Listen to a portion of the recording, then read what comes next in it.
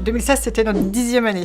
C'était encore une année très intense puisqu'on a réalisé l'acquisition de 3 sociétés. Aurelia, MK Direct et Assure Copro au mois de septembre. Notre portefeuille est aujourd'hui constitué de 9 sociétés, des secteurs d'activité très différents, mais un point commun très fort, elles ont toutes un potentiel de croissance important. Les facteurs de développement, c'est en priorité les opérations de croissance externe, surtout quand elles permettent à nos entreprises d'aller sur des nouveaux marchés. Le deuxième facteur de développement, c'est l'international. Le troisième facteur de développement, c'est la conduite de projets digitaux. On travaille dans 2 directions, les structures IT et aussi l'évolution du modèle digital du secteur d'activité ou de l'entreprise. L'autre grand sujet sur lequel nous travaillons depuis longtemps, c'est toutes les transformations RSE. On a le support des bureaux de Razeo à l'étranger, en Chine, au Brésil et aux États-Unis depuis l'année dernière. L'année 2016 a été importante pour nous parce qu'on a fini aussi cette 2e tranche de vie de Razeo PME. Au 31 décembre 2016, la valeur de notre portefeuille géré s'élève